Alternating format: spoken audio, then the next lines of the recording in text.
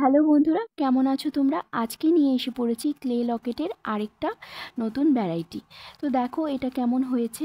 আমার কাছে মনে হয়েছে এই লকেটটা বানানোর পেছনে আমার যে আইডিয়াটা ছিল, আসলে নববর্ষ বলো বা বাড়িতে কোনো পুজো অনুষ্ঠান বলো, একটু অ্যাথেনিক কিছু আমরা পরতে চাই, একটু অ্যাথেনিক জুয়েলারি পরতে চাই, যেটা সাদা লাল শাড়ির সাথে খুব সুন্দর করে মানিয়ে যায়। খুব একটা অ্যাথেনিক লুক চাই। তো এই অ্যাথেনিক লুকটাকেই একটু মাথায় রেখে আমি এই আইডিয়াটা বের করেছি যে এরকম একটা যদি লকেট হয়, সাথে যদি একটা সুন্দর টাসেল থাকে এটার মধ্যে লাল সাদা, তাহলে দেখতে খুবই সুন্দর লাগে। কারণ পুজো পার্বণে আমরা বেশিরভাগ লাল সাদা শাড়িটাই পরা প্রেফার করি।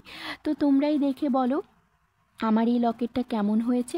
সাথে আমি দুটো কানেরও বানিয়েছি, যেটার মধ্যে এখনও আমি পিন অ্যাড করিনি, আর লকেটটার মধ্যেও এখনও টাসেল অ্যাড করিনি। জাস্ট আজকে ওয়ান কোট কালার করা কমপ্লিট হয়েছে। সেই ওয়ান কোট কালারেরই ফুল ভিডিওটা আমি তোমাদের সামনে আজকে তুলে ধরছি। আর সামনে আমি এটার মধ্যে আরও 2 কোট কালার করব।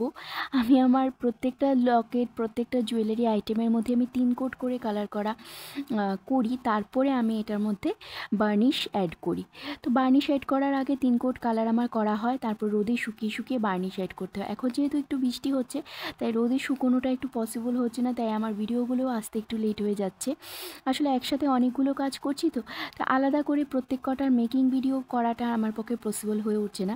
যেহেতু এক টাইমে আমি একটাই কালার করছি, এক টাইমে আর 3-4টে করে কালার করছি না, সেহেতু কালারিং ভিডিওটাই তোমাদের জন্য এখন নিয়ে এসেছি।